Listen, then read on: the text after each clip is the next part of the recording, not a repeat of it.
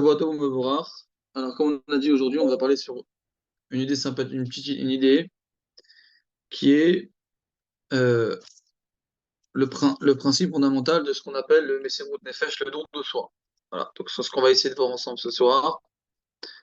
Voilà. Alors, voilà.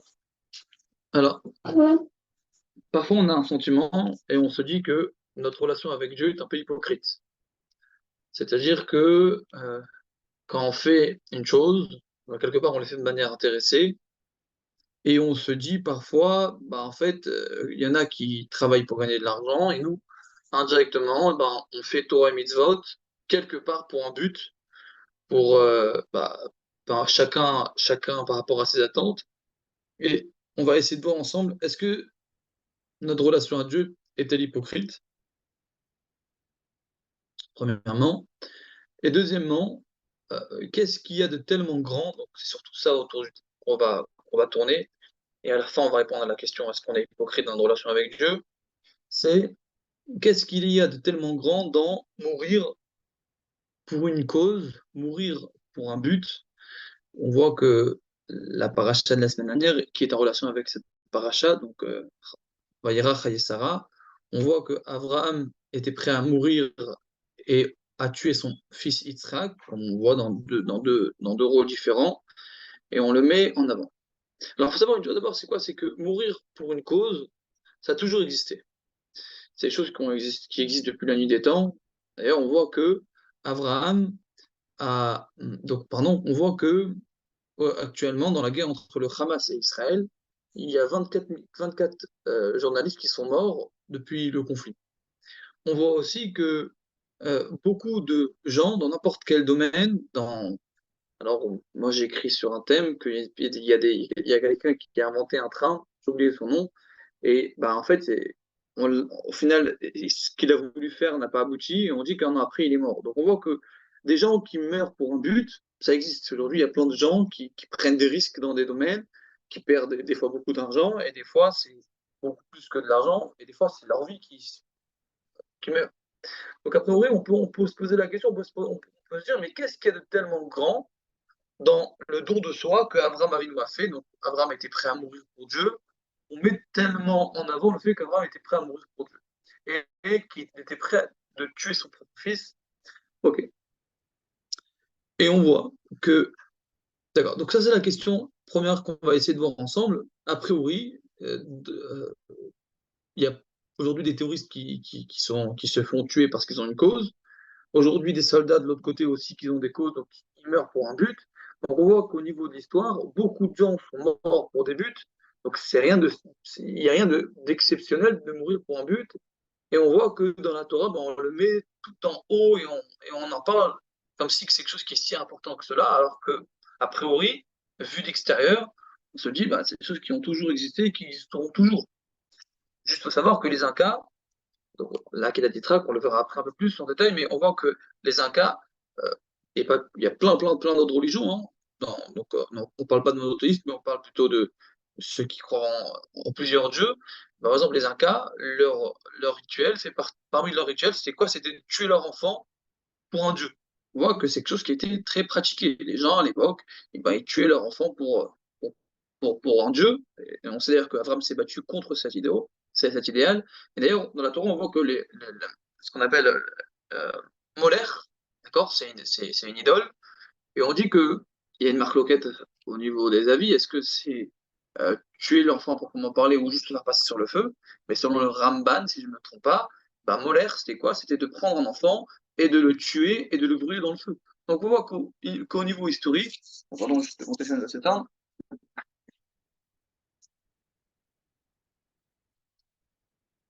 Donc on voit qu'au niveau historique, des personnes qui étaient prêtes à mourir pour des causes, ça a toujours existé, d'accord? Ou à tuer leur enfant pour des causes, ça a toujours existé. Et d'ailleurs, dans la Torah, on le voit clairement, l'idole de Molaire, c'était tuer son enfant pour une cause, pour un dieu. Donc, a priori, on ne comprend pas très bien ce que le Habar Bernel, donc le Rav Abarbanel, on dit que c'est une personne qui a été en 1437, on dit qu'il est mort en 1000, Niftar en 1508, Il fait partie des hommes les plus puissants de son temps, donc c'était quelqu'un d'extrêmement puissant dans son temps. Et on dit c'était le ministre des Finances du Portugal. Donc, on peut bien s'imaginer que si c'était le ministre des Finances d'un État goy, d'ailleurs, après, ça s'est mal passé, donc il a dû fuir.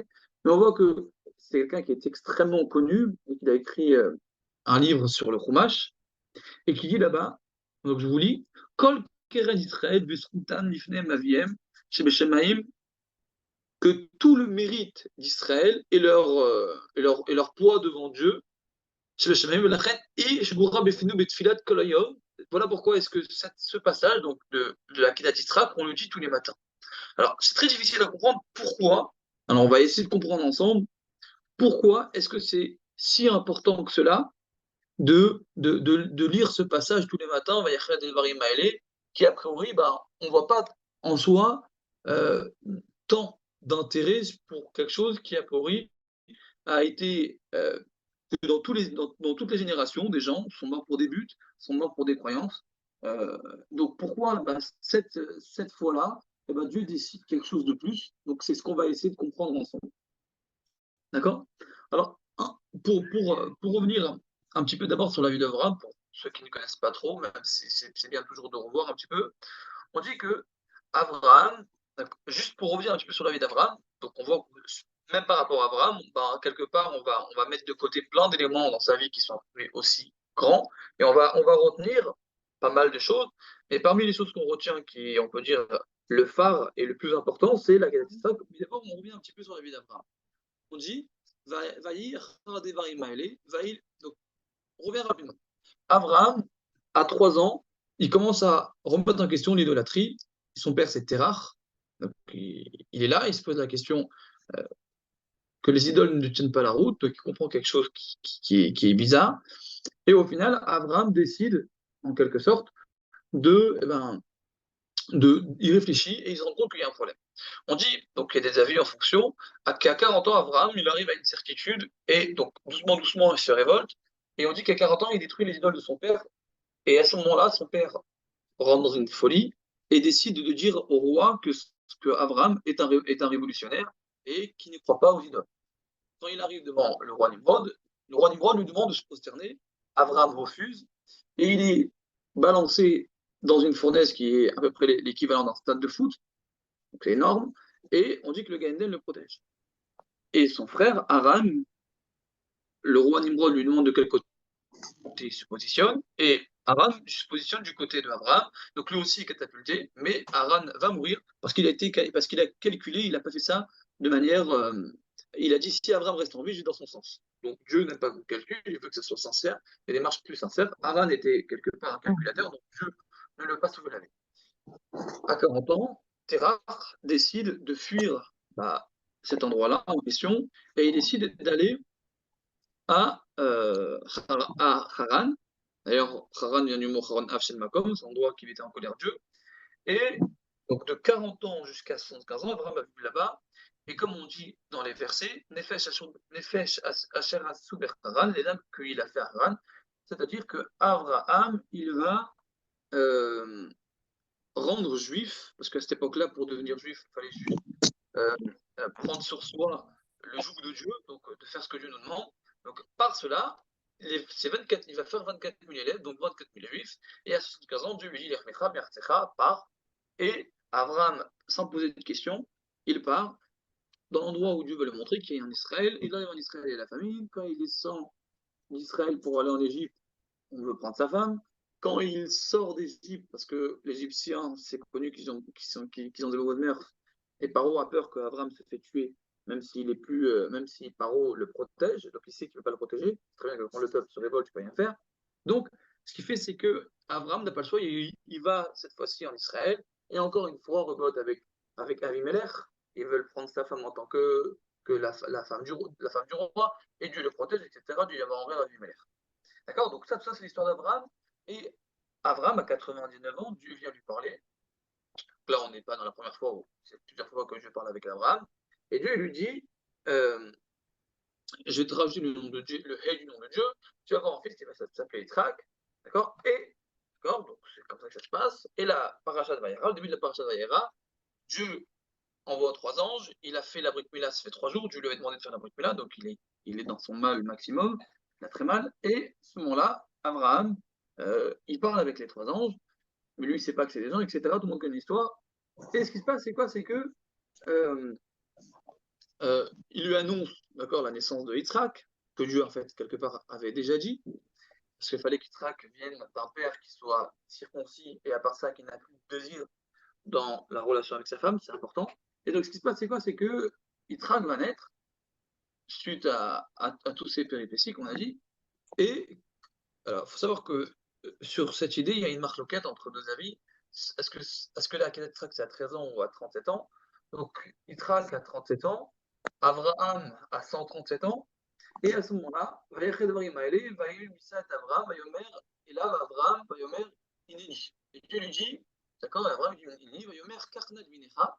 On dit quoi? On dit qu'Abraham, qu'est-ce qu'il dit? Il dit, prends ton fils, Karnad Minecha, Kechidecha, ton fils unique, Asher Arta, que tu as aimé, Velech El Retz Moria, et va dans la terre de Retz Moria, va à Loucham Leola, et amène-le en tant que Ola. Alors, il faut savoir, c'est intéressant parce qu'on ne dit pas les Shrita, on ne dit pas qu'il lui a dit de faire la Shrita ou de le tuer. On a dit le Ola, en tant que sacrifice qui s'appelle le Korban Ola. Mais d'accord, mais au final, Ola, ça veut dire, ça peut vouloir dire aussi monter. Alacha de Harim, Asher Amar Lecha, ce que je vais te dire. D'accord? Vayashem Avraham Boker. Maintenant, ce qui est intéressant, c'est quoi? C'est qu'on dit que tout ce que Abraham a fait jusqu'à maintenant, s'il aurait échoué cette mission-là, quelque part, toute la mission d'Abraham aurait été, comme on pourrait dire, invalidée. Qui est très étonnant parce qu'Abraham, concrètement, jusqu'à maintenant, il a fait beaucoup de choses, comme on a dit. Il a posé des questions, il a été prêt à mourir pour Dieu à 40 ans, il a remis en question Nimrod, il a transformé 24 000 personnes, il est parti de Beersheba, mais on voit quoi? Qu'est-ce qu'il dit Dieu? Abraham, donc on voit que de en fait, ce qu'on apprend, c'est que quelque part, toutes les épreuves qu'Abraham avait fait jusqu'à maintenant, si Abraham avait échoué, eh ben, il faut savoir que quelque part, toutes les épreuves qui ont eu lieu avant n'auraient pas eu d'impact. Alors, on ne comprend pas très bien pourquoi.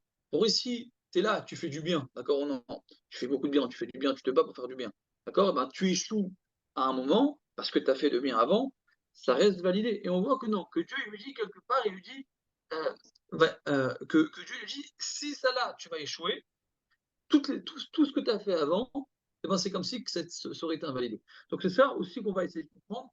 Pourquoi est-ce que Dieu, il met tellement en avant le principe de quoi? Quand on a dit que la Babana, il explique que notre mérite, tout le lien qu'on a avec, tout le mérite qu'on a devant Dieu, par la Ketatitrak, d'accord? Alors, 40 ans, Abraham était prêt à mourir pour Dieu. Donc, ça, on ne voit pas pourquoi tant important que cela. Et deuxièmement, pourquoi est-ce que si Abraham avait échoué cette mission, toutes les missions qui ont été avant n'auraient pas été échouées, n'auraient pas été validées. Donc, je vais vous lire le verset Vaïkra Elav Malach. D'accord. Donc, Vayomer Kachanat Binecha Tichidecha Sherafta, prends celui que tu as aimé, et Titrak Velechlecha El Eretz Moria, Velou Sham Leula, El Echad Harim Asher Amar Lecha. Vashkem Abraham Boker, on dit que le Abraham il s'y avait très tôt le matin, Vakech et Shnen Aram, il a pris avec lui Eliezer, qui était son serviteur, Ishmaël, qui était son deuxième fils, et ils vont ensemble pour aller dans le chemin. Au bout de 3 jours, ils voient en haut et ils comprennent que c'est là-bas qu'il va faire le sacrifice. Et on dit quoi? Et on dit qu'il attache Abraham, il attache les mains et les pieds d'Israël. Et quand il arrive pour faire pour le faire la Sheta, bah, il écrit là, Malach Hashem in Hashemayim, et un ange qui descend du ciel. Yomer Abraham, il dit 2 fois Abraham, et Yomer Ineni, Abraham il redit Ineni, Yomer Al Tishlach, il dit, et là, Dieu lui dit, l'ange lui dit, ne tue pas, c'est juste voir, est-ce que tu crains Dieu? Et le Hata, Velo, Chacharta, Binechat, Techidechel, lui dit, et ne l'enlève pas. Non, on comprend pas. Abraham, à 40 ans, il était prêt à mourir pour Dieu. Donc on voit bien qu'il craignait Dieu. Ok? Donc on va dire, on ne comprend pas très bien, on va dire ce qui se passe là. D'accord, Abraham, jusqu'à maintenant, il a fait plein de choses qui étaient grandioses. Alors, et dans notre paracha, bien sûr, hein, donc dans notre paracha, on voit quoi? Attends, excusez-moi. Et dans notre paracha, on voit quoi? On voit que la finalité, c'est quoi? C'est que Abraham, notre paracha, nous, bah, euh, donc Abraham, quand il revient, parce que concrètement son fils Yitzhak est en vie, quand il revient, sa femme va mourir, Sarah. Donc on voit que quelque part, qu'on le veuille ou non, quelque part ça a été dur pour lui, parce que quand il revient, bah, sa femme qu'il aimait, elle est morte, et Abraham va se remarier, selon nos avis, avec Ketura, qui au final, qui est en fait, on dit que c'est Agar qui s'est amélioré, entre guillemets, qui a évolué. Donc, alors, pardon, juste, je cherche. Voilà. Alors, pardon. Alors, d'accord, d'accord. Pourquoi? Alors, ah, pardon, excusez-moi. D'accord. Alors, d'abord, il faut bien comprendre une chose, c'est que dans la Torah, d'accord? Donc, pourquoi en fait, pourquoi on lit ce passage? L'idée, c'est quoi? C'est que tous les matins, on lit Vayachad Devarim Haele. On lit juste après Matovu. Donc, il y a Matovu, un petit passage, et Vayachad Devarim Haele. Il faut bien comprendre que dans la Torah, un des fondements dans la Torah, c'est quoi? C'est le principe de Messirut Nefesh, ce qu'on appelle le don de soi. Ça veut dire quoi? Ça veut dire que la vie d'un juif, à la différence de la vie des mortels en général, c'est que on vit pas pour le plaisir, on vit pas une vie entre guillemets humaine, mais le but d'un juif, c'est quoi? C'est ce qu'on appelle de faire Messirut Nefesh, c'est d'être prêt à mourir pour une cause. Alors, cela peut passer de choses très simples à des choses beaucoup plus compliquées. On voit par exemple que à l'époque, en Russie, les Chassidim Chabad, ils savaient très bien que quand ils enseignaient la Torah, ils risquaient de se faire tuer. Alors pourquoi ils le faisaient? Parce ils s'étaient épaulés par des tzadikim. Et au final, quand ils donnaient un cours de Torah, eh ben, donc les tzadikim Chabad leur donnaient la force de pouvoir tenir face à la difficulté. Il faut savoir que quand ils donnaient un cours de Torah, ils savaient qu'ils risquaient de se faire tuer. Il faut savoir que le père du rabbi, entre autres, il est mort en Sibérie parce qu'il a diffusé de la Torah, mais pas que. Il faut savoir qu'il y a une liste, une très longue liste, d'accord, de juifs rabbins qui ont diffusé de la Torah et qui malheureusement se sont fait attraper par les communautés de l'époque et sont morts pour diffuser de la Torah. Et on voit que dans toutes les époques, il y a des gens qui sont morts à proprement parler, ce qu'on appelle Messirut Nefesh, pour Dieu. Maintenant, on peut expliquer aussi le principe de Messirut Nefesh de manière beaucoup moins drastique, beaucoup moins dure. C'est quoi? C'est tout simplement de prendre sa volonté, de la mettre de côté pour laisser la volonté de Dieu à sa place. J'explique. On a tous envie que, donc, pour expliquer simplement, le rabbi il explique dans une des sirotes, je crois que c'est dans une sira, il dit que aujourd'hui, le Messirut Nefesh, ça peut être pour un homme qui a l'habitude de voir des images pas cachères, de tourner la tête et de tourner la page pour ne pas la regarder. Il dit, le rabbi dit, c'est une sorte de Messirut Nefesh. Et une deuxième personne, pour lui, son Messirut Nefesh à lui, ça va être différent. Ça va être, il a envie de lui parler du mal sur quelqu'un, il va se taire. Donc il a une volonté, il a un désir, il a un plaisir de parler du mal sur quelqu'un, et en se taisant, et en fait, quelque part, il laisse pas sa volonté s'exprimer. Donc il donne sa volonté à Dieu. Et en fait, on peut parler de quelqu'un qui veut manger cachère, on peut parler de quelqu'un qui veut faire Shabbat, on peut parler de quelqu'un de n'importe quel domaine, d'accord? Quand un homme il sort de sa zone de confort, c'est un cours que j'ai fait la semaine dernière, j'avais fait un cours, c'est que en vérité, toute la vie d'un homme, c'est de sortir de sa zone de confort. On sort de sa zone de confort pour laisser de côté nos sentiments et faire en sorte que ma volonté et mes sentiments soient mis de côté pour laisser les sentiments et la volonté de Dieu s'exprimer en moi. C'est-à-dire, quand moi j'ai envie de regarder quelque chose de pas caché, ça ne peut plus un désir. Quand moi j'ai 100 euros et que j'aurais pu m'acheter une belle robe avec et que je vais donner aux pauvres ou aux soldats actuellement en Israël dans le front, en fait, je prends mon désir, je le mets de côté pour laisser place au désir de Dieu à la volonté de Dieu. Donc ce qui se passe, c'est quoi? C'est que j'annule ma volonté face à la sienne. Et on dit Aseritzunu chez Aseritzuncha. Dieu te dit fais la volonté de Dieu pour que Dieu il fera de ta volonté la sienne. Alors c'est bien évidemment que ce Pirkei Avot, d'accord, Maxime des Pères, c'est un accès extrêmement puissant. C'est-à-dire qu'en fait, je peux être, comme le Télim dit, Ata Neri Lolam. Je peux être la lumière du monde sur terre. Je peux être la lumière de Dieu sur terre. C'est-à-dire que je représente, je véhicule l'énergie divine. Donc, je suis quelque part celui qui va véhiculer une énergie qui me dépasse, qui transcende le monde et qui, au final, en fait, l'entité du monde entier. Donc, en fait, un juif, partout où il va, quand il fait ce que Dieu lui demande et quand il met de côté ses sentiments, ses volontés, et il les remplace par les sentiments de Dieu et la volonté de Dieu, ce qui se passe, c'est quoi? C'est que indirectement, c'est plus toi qui va agir, c'est Dieu qui va agir à travers toi. Donc, tu es au final son représentant. Voilà pourquoi est-ce que c'est important tous les matins de rappeler cette notion du don de soi. Alors pour l'instant, on n'a pas répondu pourquoi on parle de celui de Yitzhak, qui est prêt à mourir pour Dieu, et Avram qui est prêt à tuer son fils pour Dieu. Mais d'abord, on a compris que cette notion de Messirut Nefesh, de don de soi, c'est le fondement de toute la Torah, car au final, c'est avec cette idée que le judaïsme se transmet. C'est-à-dire qu'en réalité, un homme qui vit pour son plaisir, bah, il va manger ce qu'il veut, il va boire ce qu'il veut, il va dormir quand il veut, il va travailler dans ce qu'il l'arrange, il va pas forcément étudier la Torah, il va pas forcément donner de la tzedaka, parce que, bah, en final, il n'y a pas de logique. Ok, quelqu'un, il est là, il gagne 20 000 euros par mois, de donner 2 000 euros par mois au minimum pour Dieu, bah, il va te dire, dis-moi, pourquoi je vais le faire? C'est moi qui travaille, j'ai déjà mes impôts, pourquoi je vais le faire? Donc en réalité, vivre comme un juif, quelque part, c'est quoi? C'est vivre dans une sorte d'autre de folie. C'est quoi cette folie? C'est ce qu'on appelle le Messirut Nefesh. C'est qu'en réalité, un juif, il vit beaucoup. C'est beaucoup plus important que lui. En fait, le matériel, quelque part, c'est pas le but. Le but, c'est pas le plaisir. Le but, c'est pas son confort matériel. Mais c'est quelque part de mettre toujours une dimension divine dans tout ce qu'on va faire, comme Abraham a fait tout au long de sa vie, comme Yitzhak a fait, comme Jacob a fait, et comme à aujourd'hui encore, on doit continuer de le faire. C'est ça que maintenant, on y va essayer de voir. Maintenant, pour nous dire que la vie d'un juif, c'est basé sur d'être prêt à tout donner à Dieu. Maintenant, alors, pardon, euh, alors, donc on a compris là l'idée de Messiro Nefesh. Attends, attends, hop, Doudou, d'accord, ok. Maintenant, voilà, je sais pas ça, c'est un truc plus qu'autre chose, d'accord. Donc on voit que le don de soi, c'est quelque chose qui est très important dans le judaïsme. Maintenant, pourquoi est-ce que c'est celui de Abraham qui va être le prédominant? Donc, au final, on voit que dans l'histoire, même si Abraham, ce qu'il a fait, c'est grandiose, donc il est prêt à mourir pour Dieu, à double reprise, comme on a dit, une fois lui, une fois son fils. Maintenant, pourquoi c'est lui qui doit être en référence? A priori, on aurait pu mettre l'histoire de Hana.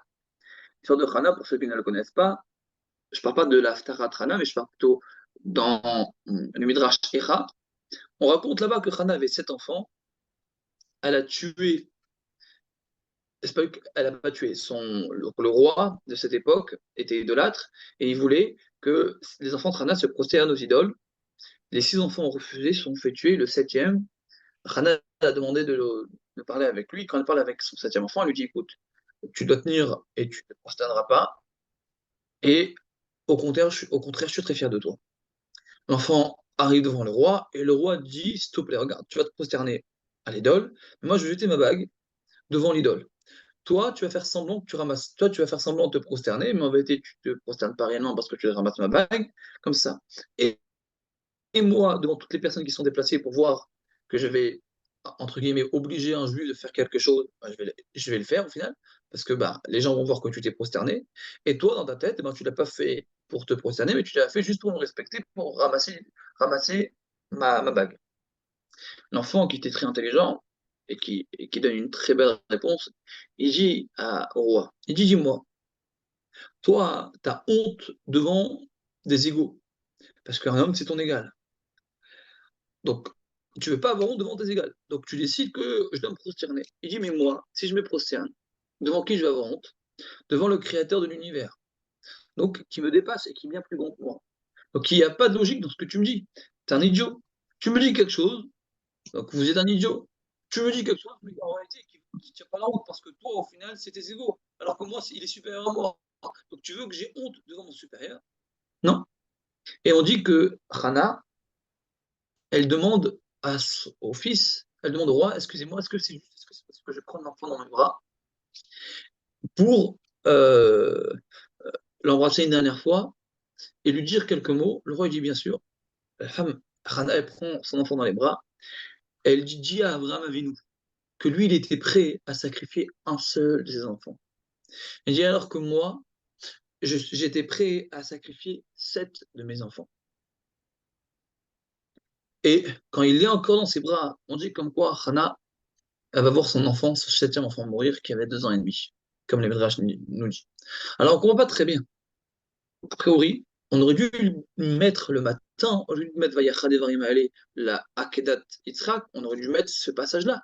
Ou bien faire une synthèse de toutes les notions de don de soi, la Sarog Malchut, par exemple, euh, Chana, donc on peut dire des passages forts. Non, on voit que on met Akedat Yitzhak. C'est quoi la réponse? La réponse est très simple. C'est parce qu'en vérité, le premier, c'est le fondateur. Ceux qui viennent après, indirectement, ils viennent que développer le fondateur. Ils viennent reprendre ce qui a été fait. Aujourd'hui, dans la bombe atomique, il y a ce qu'on appelle la bombe H. Je suis sûr que à chaque fois que je demande, personne ne connaît. Comment ça se fait? Pourquoi est-ce que personne ne sait c'est quoi la bombe H et tout le monde sait c'est quoi la bombe atomique? Pourtant, aujourd'hui, la bombe la plus puissante et la plus dangereuse, c'est pas la bombe atomique. C'est la bombe H. Je ne sais même pas ce que c'est. En réalité, aujourd'hui, la bombe H, ça peut détruire Paris et sa région. La bombe atomique, la première bombe atomique, elle peut détruire une toute petite ville. Alors que là, on parle de 10 villes réunies quelque part. Comment ça se fait que personne connaît la bombe H? Parce que celui qui a fondé une idée, le premier qui a créé quelque chose, c'est toujours lui qui est en référence. Et tout ce qui vient à côté, ben, c'est un petit détail, on peut dire. Ils viennent améliorer. Mais le fondateur, ça reste le fondateur. Et dans la Bible, c'est toujours comme ça. Voilà pourquoi est-ce que on va lire le passage de Abraham, parce que c'est ce qu'on appelle Maaseh Avotim Elemani. L'action des Avot, des patriarches, c'est lui qui va créer le chemin, et tous ceux qui vont venir derrière, indirectement, ils vont faire que emprunter le même chemin que Abraham et Yaakov, ils ont déjà emprunté. Donc Abraham, il était prêt à mourir pour Dieu. Quand le cas aujourd'hui, il est prêt à mourir pour Dieu, quand Hannah, elle est prête à mourir pour Dieu, au final, elle tire ses forces, non pas d'elle-même, mais d'une personne qui lui a montré que c'était possible, c'est Abraham. Voilà pourquoi est-ce que c'est Abraham qui est le référent du don de soi, et voilà pourquoi on lit le passage de la du sacrifice d'Israël. Mais il y a une question qui reste. Mais si c'est vrai qu'on veut parler du premier acte de bravoure, on aurait très bien pu parler réellement du premier acte de bravoure, ça veut dire, quand Abraham a 40 ans, il est jeté dans la fournaise. Pourquoi on ne donne pas cet exemple-là? Pourquoi on donne l'exemple que quand Abraham il a 137 ans? Oui, tu peux parler, si tu veux parler du premier, parle du premier. Non. On voit que dans la Torah, on ne dit même pas quand Abraham est prêt à mourir pour Dieu à 40 ans. C'est juste allusionné. Je ne vais pas rentrer dans les détails parce que ça ne sert à rien, mais on voit que quand on voit que le passage de la Traque, Dieu y met un accent très particulier, alors que quand Abraham est prêt à mourir pour Dieu, quelque part en base, comme si que, bah, en fait, il n'y a rien de spécial. Si tu me dis que le premier, d'accord, c'est le référent, alors c'est lui qui devrait être la référence. Non, on met qui comme référence? Akedat Yitzhak. Quand on dit là-bas, il te dit quoi? C'est Keren. Keren, c'est au final tout le mérite qu'on a devant Dieu, c'est Akedat Yitzhak. Ça veut dire qu'à chaque fois qu'il y a un problème quelque part, qu'est-ce qui nous protège? C'est Akedat Yitzhak. Pourquoi? En fait, il faut bien comprendre, et on a expliqué tout à l'heure que beaucoup de goïms aussi sont prêts à mourir pour des causes. Donc, pour mourir pour une cause, il y a quoi de tellement grand? Ok, bon, dans le peuple juif, le premier c'est Abraham, donc quelque part, pour le don de soi, mourir pour Dieu, à proprement parler, au sens figuré, juste être prêt à se sacrifier comme quelqu'un qui ne mange pas cachère, et qui a l'habitude de manger pas cachère, qui décide de manger cachère. Non, on voit qu'on va toujours le référer à la qualité. On comprend que c'est Abraham le premier, donc c'est logique, mais pourquoi pas à 40 ans quand il est prêt à mourir pour Dieu? C'est quoi la réponse? Cette réponse, je la trouve très très forte, ça c'est la réponse du rabbi. Il dit parce qu'en réalité, de mourir dans une cause, de mourir pour une cause, si on a toujours été dans un but, dans une façon de réfléchir, mourir pour une cause, il n'y a rien de ouf, y a rien de fou. C'est pas spécial. Pourquoi? Bah, écoute, aujourd'hui, il y a 24 journalistes, ils croient qu'ils vont gagner beaucoup d'argent, donc ils vont à Gaza et beaucoup meurent. Bah, c'est la vie. Tu es là, tu crois en quelque chose, bah, tu peux des fois, par le biais de ta croyance, eh ben, prendre des risques et parfois rester en vie et passer à côté, et parfois bah, te la prendre en plein fouet et mourir. Donc, croire en un projet, croire, comme on a dit, Molaire, les gens ils tuaient leur enfant pour. Donc, il n'y a rien de spécial au final de tuer son enfant. Avant, quand il a tué son enfant, c'est pas ça qui fait de lui quelqu'un de grand, c'est justement tout le contraire. Ah, comment? C'est parce que Abraham, toute sa vie, il a toujours dit à tout le monde de ne pas tuer son enfant pour un Dieu. Donc là, il va aller contre tout ce qu'il a toujours cru. Deuxièmement, Dieu lui dit, s'il te plaît, réussis cette mission. Hein? On a posé la question, pourquoi est-ce que cette mission est tellement importante? Pourquoi est-ce que c'est ça qui est toujours au cœur? Wow. Parce qu'il faut comprendre qu'on dit qu'il y avait une sorte de discussion entre le Satan et Dieu. Le Satan, il a dit à Dieu, regarde, Quand Yitzhak, il a fait sa circoncision, quand Abraham a fait la circoncision à son fils Yitzhak, il a fait 185 jours de festin. Tous les rois, les ministres, les princes, ils sont déplacés pour voir l'enfant prodige que le judaïsme va naître de lui. Est-ce qu'il t'a fait un seul sacrifice? Et lui, il a dit non. Il dit donc, tu vois, qu'en vérité, Abraham, aujourd'hui, c'est l'homme le plus puissant, l'homme le plus riche et l'homme le plus influent. Il parle au nom de Dieu, et même quand Dieu veut faire quelque chose, il doit lui demander. En vérité, Abraham, il a toujours été malin, il t'a fait croire qu'il faisait tout ça pour toi, mais en vérité, il fait tout ça pour lui.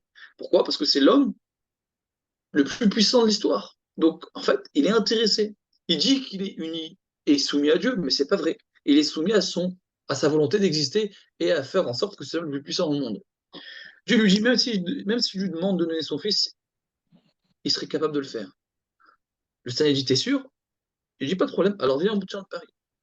Alors, quand Dieu il est venu voir Abraham, il lui dit, si tu veux prendre ton fils pour le tuer. On faut bien comprendre qu'il y a quelque chose d'incohérent là. Dieu il a toujours dit à Abraham que Dieu Yitzhak va naître du judaïsme. Abraham, il va tuer le judaïsme et faire quoi? Il va tuer le nom d'Abraham, donc il va empêcher le nom de Dieu de se dévoiler sur terre, de progresser tel que nous le connaissons aujourd'hui.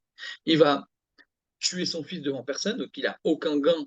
Le Satan, il a dit qu'Abraham, son but, c'était de se faire connaître. Mais là, il va empêcher de se faire connaître. Il va tuer le judaïsme, donc les 12 Shvatim, et donc tout le judaïsme dans son intégralité. Il va On peut pas la empêcher. rajouter, elle, sur un sang? Hein? Eva. Allô? On m'entend? Allô? Azan Ok. Paris, vu qu'elle est de la famille, on peut pas la rajouter? Oui. Attendez. Comment on fait pour bloquer ça? Elle a un groupe avec sa famille. Et des fois, on veut dire des trucs. Allô? S'il vous plaît, juste attention, bloquez votre micro si vous voulez parler. Alors, Dans sa famille. Mais C'est comment elle est avec sa famille. Si elle veut des trucs, allô? elle veut des trucs. Comme ça. Ok. Alors, je continue. Des fois, Ok. on veut dire d'autres choses. Donc, bon. Elle a envoyé le nom. Donc, je vais arrêter, je vais couper. Donc, on voit que la force de Abraham, c'était quoi? C'était. Euh, je sais pas noter. D'accord. Donc, la force d'Abraham, c'était quoi? C'était au final, c'est que là, quand il va tuer son fils Israël, il va tuer le judaïsme, il va tuer sa renommée, il va tuer tout ce qui va devenir au final. Donc, quoi? Tous les gens qui ont été elle prêts vient quand, Margalit? à tous les gens qui ont été prêts à aller dans un sens et mourir pour leur cause, au final, Voilà, quelque Margaret. part, quand tu vas dans un sens, bah, tu es prêt à mourir pourquoi tu Je vais crois. lui dire de Donc, c'est venir normal de mourir dans. quand tu es là, tu as 40 ans ou tu as 60 ans, et que pendant 40 ans, tu as travaillé dans un objectif. D'accord? Que ce soit pour une croyance, que ce soit pour une raison financière, etc. Il y a plein de gens qui se disent, bah, s'il n'y a plus ça, eh ben, écoute, tant qu'à faire, eh ben, laisse-moi, je meurs, ça ne me dérange pas. De faire mourir. Donc, pourquoi? Parce qu'en vérité, c'est à quoi ils sont toujours battus dans leur vie. Maintenant, quand tu as quelqu'un qui est là et qui va dans un sens et que Dieu lui dit, regarde, tout ce que tu as construit, je veux que tu détruises et c'est toi qui vas le faire, ça prouve une totale capacité de ce qu'on appelle de transparence. Ça veut dire quoi? De laisser faire, d'être totalement, comme Abraham lui dit, Ani Afar va y faire. Devant toi, Dieu, ma volonté, mes sentiments, tout ce que je crois, tout ce que je suis n'existe pas. Abraham, il est extrêmement intelligent. On dit c'est un homme, un génie hors du commun. Et pour autant, quand Dieu lui dit prends ton fils et va le tuer, il ne pose pas une seule question. Même Moshe Rabbeinu, il a dit à Dieu, parfois, il ne comprenait pas Dieu, il a remis en question. Il lui dit la marée, pourquoi tu fais du mal à ce peuple-là? Donc on voit que Elle t'a Moshe, envoyé les noms? donc on voit que la force de Abraham, c'était quoi? C'était qu'Abraham, c'est quelqu'un qui était totalement inexistant devant Dieu. Et en vérité, il a fait taire le Satan. Donc voilà, on comprend pourquoi est-ce que quand Abraham est mort pour Dieu, il y avait tout le monde qui était présent. Il a été jeté dans Elle la a dit, fournaise. Julia, Tout le t'en monde était en penses train de quoi parler. du coiffeur? S'il vous plaît, Alors, vous pouvez couper le nous avons micro, s'il encore vous plaît. la disponibilité pour coiffer 6 personnes le samedi 6 décembre. Il faut compter environ. Attends, Elle a dit 6 ok. décembre. Il faut Ok. compter environ 45 minutes par personne en fonction de l'heure à laquelle vous devez être prêt. L'administrateur, je ne peux pas bloquer? Ok. Le tarif pour une personne est de 90 francs. Si vous êtes 6 personnes à vous faire coiffer, je peux vous offrir 10%. Oh là là là. Mais elle a dit cela donne 480 pour 6 personnes. Bon, je ne sais pas quoi faire. Pourquoi tu dis le. Bon, Mais alors, c'est comme ça. bon, je sais pas. Bon, on va continuer. D'accord. Oh, voilà. Est-ce que vous m'entendez? Non. Bon, ouais, c'est bon. Non, c'est bon. Ok, donc je continue. Ah, voilà, c'est mieux. Voilà.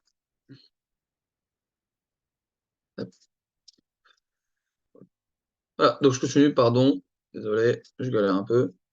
Donc maintenant, on a compris pourquoi est-ce que la Track, donc on a compris pourquoi est-ce qu'en fait la Track, on peut dire que c'est vraiment au centre, parce qu'en réalité, ça prouve qu'Abraham, tout ce qu'il a toujours fait, il a jamais fait de manière intéressée, mais il a toujours fait que parce que Dieu lui a demandé. C'est-à-dire que le Stan, il a dit à Abraham, le Stan, il a dit à Dieu, ouais, c'est tout ce que Dieu, Abraham, il a toujours fait, c'était pour exister. C'est comme un roi, comme un ministre, comme un prince, comme quelqu'un qui travaille, comme quelqu'un qui va pour une cause et il est prêt à mourir, il va tuer son fils pour sa cause. Comme un soldat, il croit en Israël, il croit en Dieu, donc il est prêt à mourir.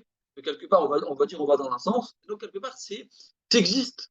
D'accord. Alors que là, Abraham, il existe, il a une façon d'être, et là, en Dieu, lui, tout le contraire. Voilà pourquoi est-ce que la Kédetra est tellement important dans la Torah, parce que ça prouve qu'Abraham n'a jamais fait ça de manière intéressée. Et alors?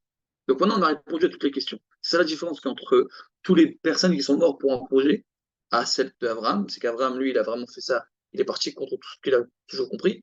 Pourquoi est-ce que c'est Abraham et non pas d'autres histoires, même s'il y a d'autres histoires très belles, parce que c'est le fondateur, c'est le premier, donc on marche dans les pas d'Abraham.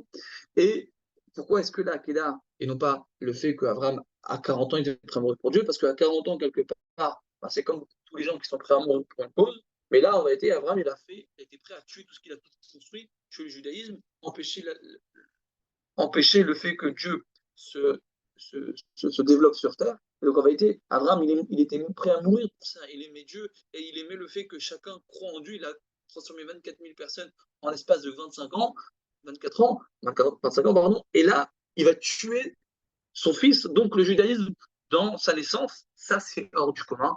Et en réalité, qu'est-ce qui se passe? Il faut bien comprendre que c'est quoi? C'est qu'aujourd'hui, on peut se poser la question parfois, est-ce qu'on n'est pas hypocrite? Je fais Torah et Mitzvot, mais de manière, en réalité, je suis totalement. Je suis pas désintéressé dans ma relation à Dieu. Quelque part, bah, je cherche quelque chose dedans. Ok. Il faut savoir que comme Abraham était prêt à mourir pour Dieu, alors nous aussi, quand on fait Torah et Mitzvot, donc quand on fait le Messirut Nefesh, qu'on a dit, le matin quand il va de Maïlé, on le lit comme des, euh, des Ferrari, je ne sais même pas si quelqu'un comprend ce qu'il lit, beaucoup de gens ne comprennent même pas ce qu'on lit, et même quand on comprend, là, on est tellement occupé qu'on n'a du tout le temps de réfléchir, qu'en réalité on est en train de parler du don de soi, d'être très amoureux pour Dieu, on ne sait même pas de quoi on parle. Mourir à proprement parler ou s'en figurer, donc tant péché, c'est un plaisir interdit, ou bien réellement de mourir. Maintenant, parfois, on peut se dire, mais est-ce que quand je fais Torah Mitzvot, je suis réellement sincère? Non, je suis un mytho. Je le fais parce qu'on m'a éduqué, je le fais parce que j'ai peur, je le fais parce que j'ai envie que mes soldats vivent, je le fais parce que j'ai envie que mes enfants soient religieux. Je le fais pour plein de raisons, mais en vérité, bah, ce que le Satan il a dit à Dieu, que Abraham faisait ça de manière intéressée. Moi aussi, je fais beaucoup de choses de manière totalement intéressée. Je veux de l'argent, je veux la bonne santé, je veux que mes enfants soient éduqués, je veux une protection. Donc je suis un hypocrite. En vérité, je fais pas ça pour Dieu, je fais ça pour moi. C'est quoi la réponse qu'on peut donner? C'est que puisqu'on vient de Abraham, Yitzhak et Yaakov, et qu'Abraham, eh ben, Dieu a prouvé par la 10e épreuve, comme on a dit, pourquoi est-ce que la 10e épreuve va valider les 9 épreuves? Parce que quand Abraham était prêt à mourir pour Dieu dans la 10e épreuve, il a prouvé que les 9 épreuves qui étaient avant, il ne faisait pas de manière intéressée, mais il le faisait de manière totalement désintéressée. Ça veut dire quoi? C'est-à-dire que quand Abraham était prêt à tuer son fils Yitzhak, il a prouvé qu'il ne faisait pas ça dans son intérêt, dans un sens de faire en sorte que son nom soit grandi, mais il le faisait tout simplement parce qu'il aimait Dieu, parce qu'il était totalement soumis à Dieu. Donc il a validé les 9 épreuves avant. C'est comme quelqu'un, il est là, et en réalité, on te teste pour voir est-ce que bah, tu as envie de voir si quelqu'un c'est un voleur ou pas. Tu arrives, d'accord ou non, tu lui donnes plus d'argent, il travaille chez toi, tu lui donnes plus d'argent, d'accord, ça fait 1 an qu'il travaille chez toi, tu vois ce qu'il te les rend. S'il ne te les rend pas, c'est que plusieurs fois il t'a voulu de l'oseille. Et qu'en vérité, c'est peut-être 15 fois, 20 fois qu'il t'a voulu de l'oseille. Bah, les fois d'avant, tu n'as pas remarqué. Tu avais le tourné, il a tapé 10 euros. Tu avais le tourné, il y avait une montre en or, il a piqué pour lui. Tu ne savais pas où elle était. Bah, tu sais que maintenant, il y a des suspicions que c'est lui qui a volé tout ce qu'il y avait. Et s'il te les rend, bah, tu as compris que, en réalité, toute l'année, quand il y avait du vol, c'était pas lui. Et il faut savoir que beaucoup de businessmen le font, ça. C'est une technique qui existe. Ils jouent avec le fait de voir est-ce que tu as un voleur ou pas. Et bon, quand Abraham était prêt à mourir, à tuer son propre fils et à tuer le judaïsme, donc tout ce que ça représente, imaginez-vous ce que ça représente jusqu'à aujourd'hui, le premier Tamikdash, deuxième Tamikdash, etc. Tout, le judaïsme, la naissance, la présence de Dieu sur terre, etc. Vous savez ce que ça veut dire? Abraham était conscient de tout ça. Quand il était prêt à le tuer, c'est prouve qu'il ne faisait pas ça de manière intéressée. Il dit regarde comment je suis grand, regarde qu'est-ce que moi je vais construire. En vérité, il était complètement inexistant. C'est juste parce qu'il aimait Dieu, point à la ligne. Il a fait en sorte que les 9 épreuves qu'il faisait avant, on ne faisait pas de manière intéressée comme le Seigneur il a voulu dire, mais il était totalement transparent. Son seul but, son seul souhait, c'était de le représenter, c'était d'être une lumière de Dieu sur terre. Et d'être totalement, ses sentiments, sa manière de réfléchir, elle n'existe pas. Ce que Dieu dit, je le prends. Alors que c'est un homme qui est hyper intelligent, c'est un homme qui défie tous les cerveaux du monde, personne ne rivalise face à son intelligence, c'est un homme qui au niveau émotionnel, il a le courage d'affronter qu'à droit, donc c'est pas quelqu'un qui a sa langue dans sa poche ou qui n'a pas de caractère, c'est quelqu'un qui a un gros caractère, c'est quelqu'un qui a une très grande intelligence, et pour autant, quand Dieu lui dit tu prends ton fils, tu vas le tuer, il dit attends, je comprends pas, c'est toi qui m'as dit que Abraham, que Yitzhak c'est lui le futur, tu veux que je le tue? C'est quelqu'un qui a une capacité d'inexistence qui est hors du commun. C'est un don de soi qui dépasse tout entendement. Maintenant, comme Abraham a été prêt à mourir et à ne pas exister devant Dieu, alors nous, quand on fait Torah et Mitzvah, même si on a l'impression parfois qu'on le fait de manière intéressée, au fond de nous-mêmes, on le fait de manière totalement désintéressée. Pourquoi? Parce que c'est un srout, c'est un mérite qu'on a dit, les parents, ce qu'ils font, ils sont véhiculés dans le sang, dans l'ADN, dans l'inconscient, dans le subconscient, donc dans ce que je suis au plus profond de moi-même, mais parfois que je n'ai pas appris à découvrir. C'est qu'un juif, au plus profond de lui-même, quand il fait la volonté de Dieu, c'est ce qu'il a envie de faire. Et en vérité, sa vraie volonté, c'est de la faire de manière totalement désintéressée. Et quand il la fait de manière intéressée, c'est superficiel. Et que plus profondément, quand il va chercher profondément, il se rend compte que ce qu'il croit être superficiel et que ce qu'il croit être intéressé, comme Abraham l'a fait de manière désintéressée, il l'a mis dans son inconscient, il l'a donné en tant que cadeau inconscient, qu'un juif ne peut pas se détacher de Dieu, qu'un juif, quand il fait la volonté de Dieu, en réalité, il fait sa vraie volonté qu'il a toujours cherché à faire. Donc, plus il arrive à le faire de manière plus authentique, plus il va réussir à ressentir ce sentiment qu'un juif, au fond de lui-même, quand il fait une mitzvah, quand il va évoluer, quand on voit beaucoup de gens qui évoluent dans la Shabbat, moi j'ai eu plein de gens que je connais qui ont fait des cours ensemble, qui sont même à faire Shabbat, qui a commencé à manger cachère, donc j'ai pu le voir une vraie progression dans toutes les personnes qu'on a l'habitude de donner cours, donc on voit clairement que le juif, dès que tu le secoues, au fond de lui-même, la volonté de Dieu, c'est sa propre volonté. Et en vérité, il ne le fait pas de manière intéressée, il le fait parce que c'est lui. Parce qu'en vérité, c'est ce qui a été donné en tant que cadeau dans son ADN en lui. On raconte que dans le Tanya, on dit qu'une des preuves qu'un juif il dépasse l'entendement et la logique, c'est qu'on dit que si on prend un gun, un pistolet, et on la met sur la tombe d'un juif, on lui dit ou bien je te tue, ou bien tu fais un interdit, le juif il est prêt à mourir pour ne pas transgresser un interdit. Maintenant, je vais raconter une histoire. À la Shoah, on raconte, c'est pas une histoire, c'est plusieurs personnes, que beaucoup de gens qui n'étaient pas du tout religieux, on leur a demandé de cracher sur un Sefer Torah, et ils ont refusé, ils se sont fait tuer. Maintenant, juste pour remettre un peu dans le contexte, t'as un juif, d'accord? Lui, il est là, et devant lui, il a un rabbin. Le rabbin, on lui demande de cracher sur le Sefer Torah, le rabbin, il crache sur le Sefer Torah. Celui de derrière, il n'a pas trop l'habitude. Il n'a pas trop l'habitude d'accord, donc le rabbin, il n'a pas trop l'habitude. Euh, D'accord, donc je prends le rabbin, il n'a pas trop l'habitude, donc le rabbin il crache dans le. Après, juste derrière, il y a quoi? Il y a qui? Il y a le sage, le paro du tout, qui ne mangeait pas cachère, qui était pas mal avec le cul, etc. Ok. Et on lui dit crache sur le Torah. Et ben ce fameux juif, il dit tuez-moi, mais je ne cracherai pas sur la Torah. Maintenant, on ne comprend pas. Toi, ce fameux juif-là, il ne mangeait pas cachère. Il était avec une juive et il était complètement loin de la Torah et des mitzvot. Là, on lui dit crache sur la Torah, il dit non, tue-moi. Le rabbin à côté, il a craché. Et lui, non. Pourquoi? Comment ça se fait? Parce qu'il faut bien comprendre que le rapport qu'on a avec Dieu, c'est un rapport qui n'a pas de logique. On n'est pas là par rapport à une force de logique, on est là par rapport à une force d'âme. Cette force d'âme-là, elle est inconsciente et elle est au plus profond de notre inconscient. Quand on l'éveille, ça devient une bombe atomique. Et au final, la vie et tout ce tout ce que la vie peut comporter n'est rien face à cette force-là. C'est pour ça qu'un juif, ben, en fait, il est incompréhensible. Il est haï et incompréhensible parce que personne ne peut comprendre. Il n'y a pas de rationalité au final. Un juif, quand il fait Torah Mitzvot, c'est ce qu'il veut être, ce qu'il a C'est ce toujours qu'il veut voulu être. faire. Et quand il fait autre chose, au fond, il n'est pas lui-même. Voilà pourquoi est-ce que la Kedat Yitzhak, elle est tellement centrale. Parce que dans la Kedat Yitzhak, on est en train indirectement de mettre en avant le fait qu'un juif, il est l'essence même de Dieu. Et Abraham, quand il était prêt à sacrifier son fils Yitzhak et donc tuer le judaïsme, il a prouvé qu'il le fait de manière désintéressée. Et que nous, quand on fait Torah Mitzvot, au fond, nous-mêmes, on le fait quelque part de manière désintéressée. Parfois, on le ressent, parfois, on ne le ressent pas. Mais ce que nous, on doit prendre à travailler, c'est justement c'est que c'est qu'actuellement, avec ce qui se passe, ce que nous on doit essayer de justement d'essayer de travailler sur soi, de comprendre c'est quoi, c'est que ce qui se passe en Israël, c'est compliqué. Malheureusement, beaucoup de soldats continuent à mourir. On a eu plus de 1400 morts, donc c'est un drame, c'est une réalité qui fait beaucoup de peine, d'accord? Et que au final, le seul moyen de se battre contre cette difficulté, c'est de d'éveiller en nous le fait qu'on est vraiment, on est les représentants de Dieu sur terre, et que par le biais de Messirut Nefesh, que quelque part au début de notre paracha, donc Sarah est morte pour ce projet, quelque part. Donc au final, ça a coûté la vie, non pas de Yitzhak, mais de sa femme, donc de Sarah.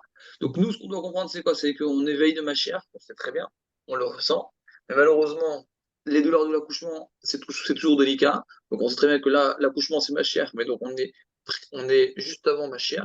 Est-ce que nous, Je on veux doit essayer, Mashiach.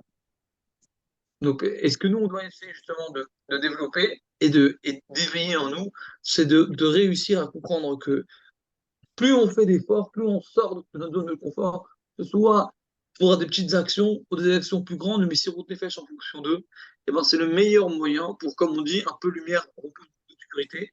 C'est par ce biais-là qu'on pourra, Bezat Hashem, très rapidement, revoir tous ceux qui sont morts avec ma chère. Voilà. Que des bonnes choses à tout le monde.